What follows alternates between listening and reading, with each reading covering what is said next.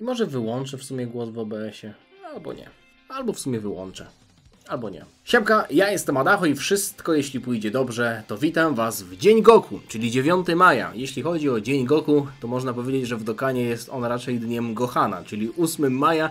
Gohan jest główną gwiazdą tego, powiedzmy, trójdnia, tych 3 dni majowych, czyli 8, 9 i 10 maja, czyli Dzień Gohana, Goku i Gotena, ze względu na to, co się pokazało w zakładce Z-Battle, czyli w zakładce, gdzie raz na jakiś czas pojawiały się karty, które kiedyś były świetne albo nie były świetne, ale dawno te lata świetności minęły, aż w końcu, właśnie kiedy znajdują się w tej zakładce, mogą przeżyć drugą młodość. To jest karta, to jest, powiem Wam, karta, która nie tyle co wydaje mi się, że przeżyje drugą młodość, co wstąpiła na jakieś po prostu niebiosa, ze względu na to, że ten Gohan jest absolutnie niesamowity i bardzo mnie to cieszy, ze względu na to, że to jest karta, która będzie się bardzo dobrze starzeć, ale dzisiaj nie będziemy nią niestety grać, ze względu na to, że specjalnie dla Was zostawiłem misje, których jeszcze sobie nie zrobiłem. I to są misje właśnie związane z eventem Intensifying Fights. Stage 3, czyli ten etap trzeci. Jeszcze go nie tykałem. Tutaj jest misja, żeby zrobić ten etap 6 kartami z kategorii Special Pose. Akurat tak się składa, że na japońskim serwerze niedawno wyszedł Ginyu i Toppo. To są bardzo, bardzo silne dodatki do tej drużyny, aczkolwiek, no tak jak mówię, to było na Japonii. Tego jeszcze na globalu nie mieliśmy. Jeśli dobrze myślę, to będzie na globalu za miesiąc. Za nieco ponad miesiąc, ponieważ to, jeśli myślę dobrze, jest ostatnia karta, która wyjdzie przed rocznicą na globalu. Mówię o Toppo, o Bogu Zniszczenia z anime z Dragon Ball Super. No i tą kartą legendarną, która wyjdzie chwilę później, będzie prawdopodobnie ten Ginyu. Prawdopodobnie, a nawet na pewno byłoby bardzo łatwo zrobić ten event przy użyciu tych kart, ale będziemy się dzisiaj męczyć jakimiś starymi kartami. Ja już tutaj sobie przygotowałem drużynkę, chociaż starymi. No tak naprawdę Gotenks jest tutaj bardzo świeżutki ze względu na to, że jego EZA jest bardzo, bardzo świeże i też bardzo dobre. Aczkolwiek ja tutaj nim na liderze grać nie będę grał sobie gammą. Jeśli chodzi w ogóle o specyfikę tego eventu, to jest on dość inny w porównaniu do reszty, ze względu na to, że tutaj w zależności od tego, w jaki sposób gramy, potem trafiamy na innego bossa. Jeśli sobie przypomnicie, sięgniecie pamięcią gdzieś tam wstecz, to pewnie będziecie wiedzieli, o co chodzi. Zobaczcie, tutaj w tym pierwszym etapie, tym, który wyszedł już jakiś czas temu, jeśli chodzi o trzeci etap tej walki, to mogliśmy trafić albo na jedną postać Extreme AGL, albo na Extreme Tech STR AGL, czyli na 3 przeciwników. I to zależało od tego, ile zbierzemy fioletowych kul w drugim etapie walki. No już nie będę Wam opowiadał o tym, co było, tylko jak to wygląda w tym etapie, który będziemy robić dzisiaj. Pierwszy etap walki to jest zawsze karta niebieska. Potem w drugim etapie walczymy z kartą fioletową, super, czyli jakimś bohaterem. No i w zależności od tego, ile tęczowych kij zbierzemy w etapie drugim, od tego będzie zależeć, czy w etapie trzecim będziemy walczyć z kartą STR, czyli czerwoną, czy Tech, czyli zieloną. Tak się składa, że jest też dodatkowa misja, żeby pokonać Vegetę i wydaje mi się, że... Czekajcie, tutaj przecież jest taka mapa, jakbyśmy mogli się sami zranić, aczkolwiek to tutaj nie ma większego znaczenia, bo... Chociaż czekajcie, przypomniało mi się teraz, że to był ten sam event, w którym grało się na przykład GT Duo, czyli tymi chłopakami Goku i Vegetą z Dragon Balla GT i oni mają coś takiego, że jak ma się mniej niż 50% HP, to można wtedy od razu wejść w standby i po to tutaj to było. Teraz w sumie nie pamiętam, czy te eventy nie były jakoś szczególnie trudne. Akurat tak się składa, że mam dość rozwalone rotacje. Będę musiał zostawić gammę 2 w rotacji ze względu na to, że potem na 7 slocie mam gammę 1. Trochę niefortunnie się złożyło, ale jakoś sobie poradzimy. Myślę, że na pierwszego slota dam Gotenksa. Jeśli on uniknie jego jednego ataku, to potem będzie miał już łatwość z unikaniem. Akurat to mi się podoba w Gotenksie, że ten jeden unik, w zasadzie to mi się podoba i trochę nie podoba, bo ten jeden unik jest potrzebny do tego, żeby zwiększyć szansę na unik. On tak naprawdę tutaj ma w bazowej formie 50% szans na unik, ale potem dostaje dodatkowe 10% do uniku po tym pierwszym uniku, czyli tak naprawdę ten pierwszy unik to jest 50%, każdy kolejny to już 60%. No w przypadku chociażby Super Saiyana Gotenksa, którego będziemy mieli w kolejnej rotacji, tak naprawdę tutaj ta szansa na unik jest też 50%, ale za ten unik pierwszy dostajemy już 20%, czyli mamy 70% na to, że Gotenks będzie unikał kolejnych ataków. W przypadku tego Gotenksa sprawa jest piękna, ponieważ on ma wbudowane 70% na unik i dodatkowa szansa 20% na unik plus 20% po pierwszym uniku, czyli pierwszy unik to jest 70% na to, że nie dostaniemy w ogóle obrażeń i potem jak ten pierwszy unik wejdzie, to mamy już 90%. Myślę, że to może być bardzo, bardzo przydatne. Ta drużynka, którą gram jest jest słaba, bym powiedział, że jest bardzo słaba. No akurat kategoria Special Pose obecnie na globalu jest nadal słaba. Nawet biorąc pod uwagę to, że Gotenks dostał tutaj Eza i oczywiście mógłbym grać Gotenksem na liderze i na przyjacielu, wtedy miałbym dwie silniejsze karty, ale zdecydowałem, że pierwsze rozeznanie zrobię tutaj za pomocą Gammy 2, który też jest liderem tej kategorii, ze względu na to, że więcej kart będzie pod 200% liderem, bo oczywiście Gotenks jest tylko 170% liderem, Gamma jest 200% liderem. Nie wszyscy będą pod tym 200% liderem. Accelerated Battle i Worthy Rivals bodajże to są te kategorie, które dostają dodatkowe 30% z lidera. No to Worthy Rivals raczej to nie będzie tutaj. Ginyu się raczej nie zalicza do rywali wartych tego, żeby tam z nimi jakoś się dogadywać, bo na tym polega ta kategoria. Ale szczerze jestem ciekaw, czy ten Gotenks jest w Accelerated Battle. Nie jest w Accelerated Battle. To oznacza, że tak naprawdę 200% lidera dostają tylko gammy, prawda? Accelerated Battle, no właśnie. No cóż, to nie zmienia faktu, że już trudno, nie będę tego zmieniał. To jest na pewno rotacja, którą chętnie bym sobie zostawił, bo Ginyu tutaj z tym Rikumem i Guldo będą sobie dobrze radzić, aczkolwiek chyba wolałbym wrzucić tego gościa, tak, na pierwszego slota, ponieważ oni mają gardę, jeśli Ginyu jest w tej samej rotacji, także to jest absolutnie podstawa, żebym ich trzymał razem. Co prawda mógłbym teoretycznie Ginyu wrzucić na pierwszego slota, ponieważ on stakuje sobie defa. Chociaż tak naprawdę to stakowanie defa Ginyu, ono było dobre, nie wiem ile, z 3 lata temu, nie wiem w którym on roku wyszedł, w 2020 chyba pierwszym mimo wszystko wyszedł. Aha, bo my mamy 24. Nie, Ginyu wyszedł w 22 w takim razie. Ginyu wyszedł chyba przed 7. rocznicą, prawda? No to musiał wyjść 2 lata temu, w 22 roku. To też była chyba karta, która na globalu wyszła tuż przed rocznicą. No ale mówię, to stakowanie, ono już nie jest tak dobre jak wtedy, więc wydaje mi się, że tutaj to nie zrobi za dużej różnicy, a być może Ginyu gorzej by przytankował ten super atak Gohana i Krillana. Poza tym Rikum i Guldo, których mam tutaj na pierwszym slocie, jak zwróciliście uwagę, za każdy przyjęty atak też podnoszą sobie statystyki, także fajnie, że tutaj będziemy mogli już z tymi podniesionymi statystykami być w kolejnej turze. No i wyprowadził tutaj jakiegoś kryta, wyprowadził jakiś atak, coś tam sobie postakował. Teraz mamy transformację, ale dobrze się w sumie składa, bo po pierwsze Gotenksa mogę sfloatować, czyli dać go na trzeciego slota, on wrzuci za 3 tury. No mamy trzecią turę, no to nie wróci w 5, tylko wróci w 6. Dlaczego chcę to zrobić? Ze względu na to, że on może się przetransformować w 4. turze po transformacji, czyli teraz mamy pierwszą turę, prawda? Tak, jeśli dobrze liczę, tak wydaje mi się, że to tak działa. W 2. turze go nie będzie, w 3. turze go nie będzie, wróci w 4, czyli od razu jak go sfolutuję, to będę mógł użyć tego Active Skilla i zrobić z niego Super Saiyana 3. W sumie nie wiem, czy to dobrze liczę, czy ta pierwsza tura, to co tutaj jest napisane, że może być aktywowane, kiedy HP bla bla bla, od 4. tury po transformacji. Czy ta pierwsza tura to jest już teraz, czy kolejna? Wydaje mi się, że teraz już jest, także jak go sfloatuję, to będzie w następnym pojawieniu się już mógł się przetransformować. Tak czy inaczej, na pewno go floatuję, bo mam 2 gammy w rotacji, więc to nie jest żadna w ogóle rzecz, nad którą ja bym się zastanawiał, bo gammy muszą być obok siebie w rotacji. Także gammę 2 wrzucam tutaj na pierwszego slota, gammę 1 na drugiego. Gamma 1 jest kartą bardziej defensywną, więc ja ją wrzucam tam, gdzie jest więcej ataków. Jak widzicie Goku, którego bardzo mi się w ogóle podoba Splash Art, jeśli mogę tak powiedzieć. Wiem, że w LoLu, jak jeszcze kiedyś grałem, to tak się mówiło, że jak jest portret postaci, to się na to mówiło splash art. Tutaj wydaje mi się, że raczej chodzi o art. Nie wiem, czy to mogę nazwać nadal splash art. Nie wiem, od czego to zależy. Bardzo podoba mi się ten splash art Goku i on chyba nie jest jakoś szczególnie używany, prawda? Wydaje mi się, że to nie jest karta, która jest jakoś szczególnie używana. Że nie ma karty grywalnej, która byłaby tym Goku. Tak czy inaczej, wygląda na to, że tutaj ten przeciwnik jest dość słaby. Walę tutaj po prostu chłopa po ryju jakimiś krytami, on nagle nie ma połowy HP. To jest oczywiście Gamma Przyjaciel, który jest na Rainbow na 100%. Kolejne kryty wpadają. No tutaj wygląda na to, że Gamma 1 dobije już tego gościa. I zapomniałem o jednej rzeczy. O braniu tych tęczowych kul. A to oznacza, że nie wiem, czy ja będę walczył teraz przeciwko Vegecie, czy przeciwko komuś innemu. Nie! Walę Naila na pyrę.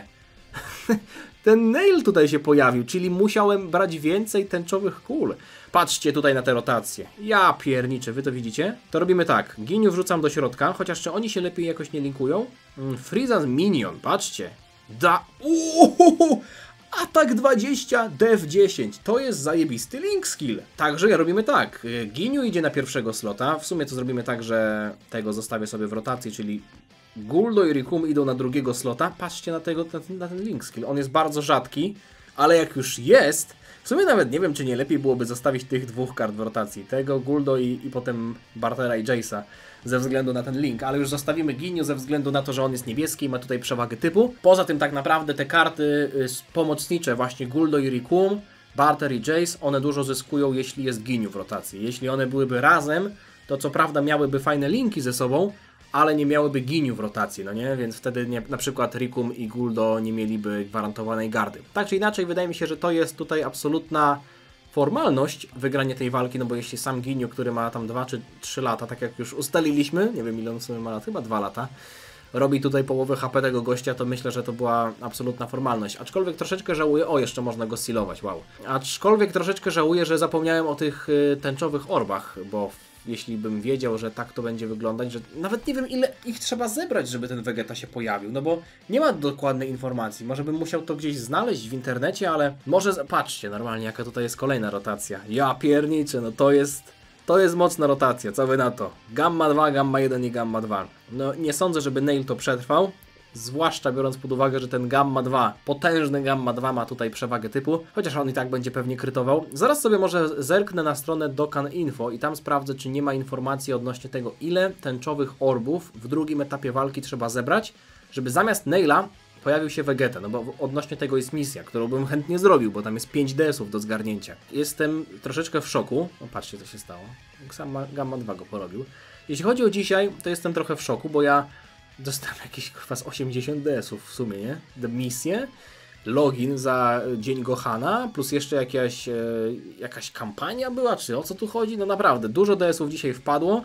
A, wiem za co wpadło. Za to, że była kampania z tym darmowym Bu i Babidim, czyli chodzi o tę kartę. Ta karta dzisiaj dostała Eza i wszyscy ci, którzy mieli ją już tam wylewelowaną do LR-ki, to mieli już dodatkowe 20 DS-ów bodajże, także dzisiaj dużo DS-ów wpadło, kolejne wpadają ze względu na tę misję, ale myślę, żeby jeszcze spróbować zrobić to sobie, no właśnie, 10 DS-ów, ale została jeszcze jedna misja, prawda, żeby pokonać Vegetę. Spróbujemy zrobić to sobie jeszcze raz i teraz tak się zastanawiam, czy nie byłoby może fajnie wrzucić do drużyny zamiast na przykład, nie wiem, zamiast na przykład Bartera i Jace'a, kogoś z kategorii Special Pose, chociaż nawet nie. Nie muszę teraz robić tego Special Pose. Bo Special Pose to była tylko misja, prawda? Chociaż tutaj też jest widoczne, że te karty ze Special Pose zadają większy damage, więc może zostałbym przy tej kategorii mimo wszystko. Zrobimy tak. Skill Effect, Change Key Spheres, tylko czy ja mógłbym na przykład wybrać, że ja chcę na tęczowe kule zmieniać? Patrzcie! Może sobie tego gościa wrzucimy. Losowo zmienia key określonego typu z wyłączeniem key żółtych na key tęczowe, jeśli jest inny sojusznik z kategorii Ginyu Force w drużynie, a nie w tej samej turze, plus jeszcze tak naprawdę ten gościu jest supportem dla wszystkich sojuszników. No mankamentem będzie to, że tak naprawdę tutaj będę miał mniej kategorii, chociaż czekajcie, przecież ja mogę zrobić tak. Czemu nie miałbym zagrać w ogóle drużyną Ginyu Force, prawda? Czemu w ogóle nie miałbym zagrać drużyną pełnego Ginyu Force? Czyli robimy tak, gościu idzie na lidera, trochę ryzykowne, ale już chuj. Na pewno wrzucam tę ekipkę i myślę, że chyba skuszę się na Jace'a, ze względu na jego scouter. Plus bardzo fajny support. Ginyu Force kategorii Allies Def 40%. Dobra, biorę tego Jace'a. Mam w sumie każdy kolor karty, więc tutaj nie muszę zwracać uwagi na to, żeby wiecie, nadrobić tutaj drużynkę. Chociaż czekajcie. Ginyu mam teraz 2 na liderze niebieskich, a ten Vegeta potencjalnie będzie zielony, więc tutaj Ginyu, którego mam na liderze, może troszeczkę cierpieć. Ale nie sądzę, żeby to był jakiś bardzo trudny event, także jakoś sobie poradzimy. No z tego co widzę tutaj żadnych ataków nie ma, super ataków oczywiście. Ten Guldo zostaje z tym Ginyu w rotacji ze względu na to, że oni będą mieli teraz gardę, więc tak to sobie zrobimy, że ich wrzucam na pierwszego slota, oni też sobie troszeczkę podnoszą tych statystyk przy przyjmowanym ataku. Może już ten wytnę moment, w którym walczę z tą pierwszą i może nie drugą, bo w drugiej to będziemy mieli tę sprawę z tymi tęczowymi orbami. Ale wytnę wam tę pierwszą część walki, bo wydaje mi się, że to będzie absolutna formalność. Nie chciałbym się ugryźć w język potem.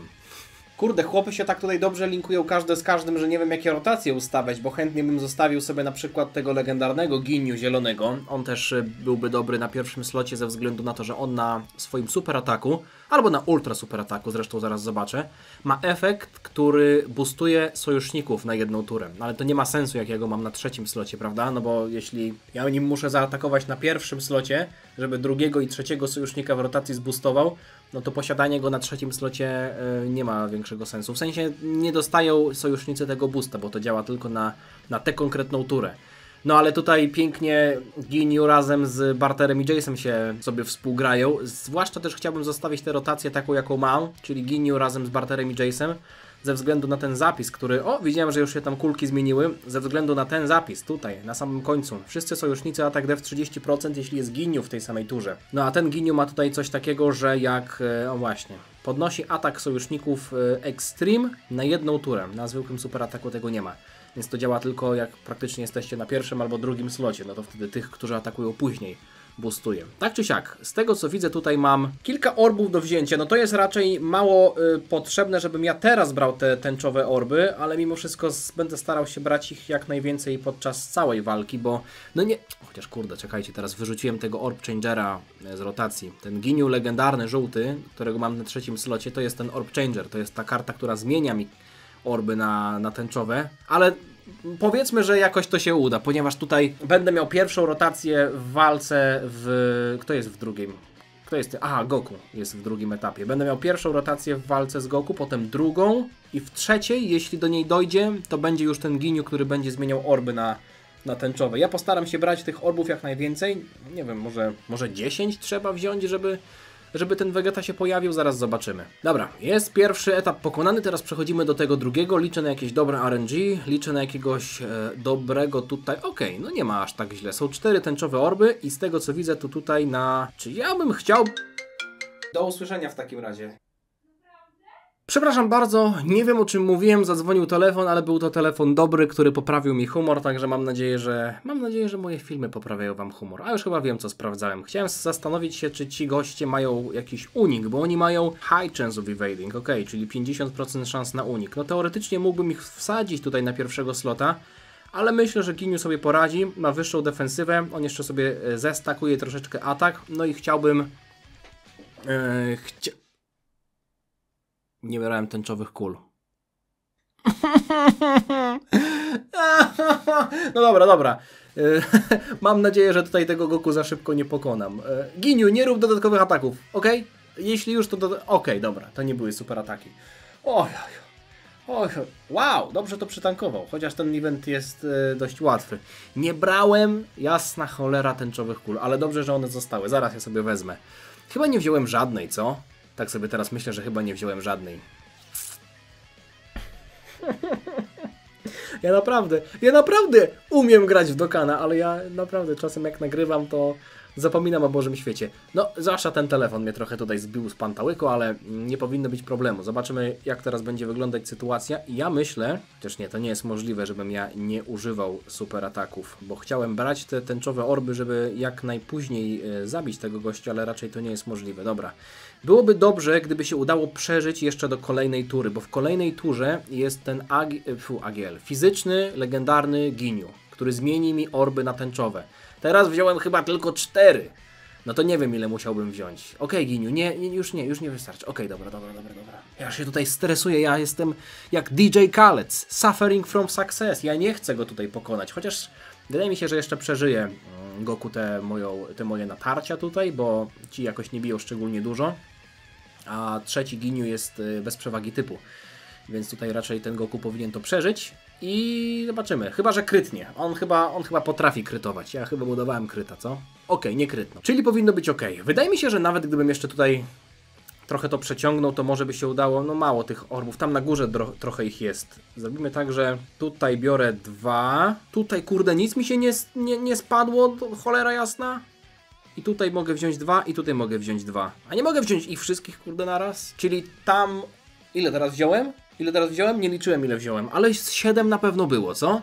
Jak wziąłem tutaj 2, tam jeszcze po jednym, no to przynajmniej 4, tam miałem 3, no to 7 przynajmniej było, bo teraz nie pamiętam, czy w tych 2 pierwszych atakach brałem po więcej niż jednym. Nie, w drugim nie wziąłem żadnego. O kurde, no to jeśli potrzeba 7 orbów, to ja nie wiem, czy tutaj udało mi się uzbierać. Ja wiem, że liczenie do 7 to nie jest prosta sprawa dla fanów Dragon Balla, więc musicie mi to wybaczyć, ale tutaj naprawdę mój jednorodzeniowy dual core.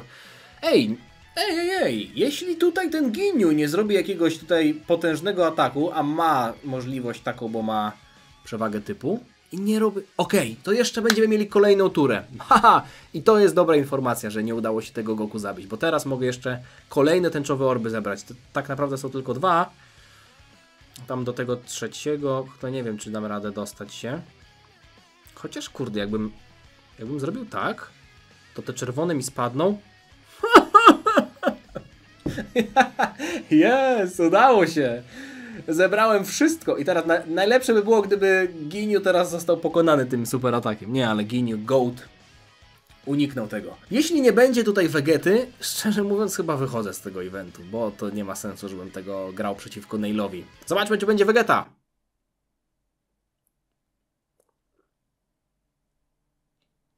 Tradycyjne sprawdzenie jeszcze poziomu mocy. Tak się składa, że akurat doszedłem do tego pułapu, na którym mi najbardziej zależało, czyli 2 800 000.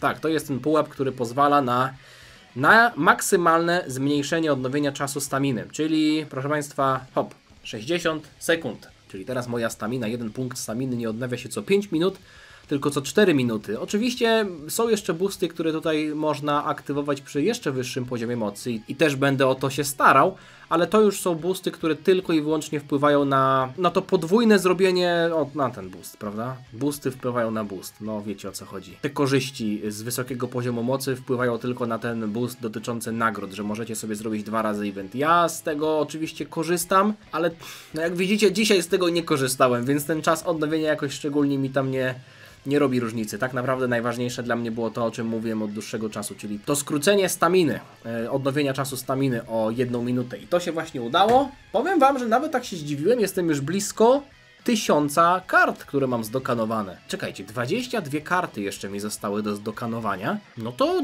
myślę, że na rocznicy mogłoby się to udać. Jeśli uda mi się trafić kilka legendarek, każda z tych legendarek to jest... Wydaje mi się, że to jako 2 się liczy, prawda? No bo jeśli legendarkę mamy SSR-kę, potem do UR-ki i potem do SSR, do legendarki, no to mamy 2 Dokkan Awakeningi, więc mogłyby się tutaj liczyć jako 2, plus jeszcze jakieś darmowe karty. Myślę, że w tym roku mogę przebić 1000 zdokanowanych kart, a jeszcze jak sobie pozachowuję jakieś SR-ki, tylko właśnie tak dla hecy, żeby mieć zdokanowaną kartę, to może być to jeszcze szybciej. Dobra, tego Vegetę to sobie pobiję w wolnej chwili, jak już to nie jest aż tak ważne, wiadomo, że to jest łatwa misja, tylko raczej wymagająca troszeczkę szczęścia, no i trochę mnie to bawi, że są misje, które są znacznie trudniejsze, chociażby te misje ostatnio związane z Red Zone'em, które dawały tylko jakiegoś tam skill orba, w sensie link skill orba w zasadzie, nawet nie dawały DS-ów, a teraz mamy zrobić łatwy event i dostajemy za to 5 DS-ów za każdą misję i w sumie są 3 takie misje, no jest to dość dziwne, ale nie narzekam, im więcej DS-ów, tym lepiej. Postaram się już, chociaż nie wiem, czy będę jeszcze samonował. Ten banner z Toppo jest troszeczkę kuszący, bo nie dość, że jest dobry Toppo, to jeszcze jest Kato Pesla i kilka innych kart, których jeszcze nie mam, więc zobaczę. Jeśli miałbym samonować, to raczej to będzie banner tylko z Toppo. Na Ginyu raczej nie będę samonować, bo to jest banner pułapka moim zdaniem. Tam nie ma innych ciekawych kart prócz Ginyu w moim odczuciu. Więc jeśli nie Toppo, to już rocznica, no bo mamy praktycznie te większe celebracje za sobą, czyli Saiyan Day, Golden Week. No i w sumie teraz na Goku Day nie wyszła żadna nowa karta, prawda? Czy ja jestem głupi? Nie, no wyszedł ostatnio SSJ3, Goku i Majin Buu, no ale to było na Golden Week. Mam nadzieję, że Wam się podobało. Dajcie znać, jak u Was kariera Dokkana idzie. Czy zbieracie na rocznicę, czy może też coś samonujecie, czy może zbieracie na Kato Pesla, co byłoby według mnie mądrzejsze niż zbieranie na Gohana Bestię. Bo Kato Pesla ma strój, a Gohan Bestia nie ma stroju do zmieniania się, Speedo Modo i tak dalej. Ja wiem, że są różne priorytety, ale myślę, że Waszym największym priorytetem powinien być Speedo Modo Kato Pesla.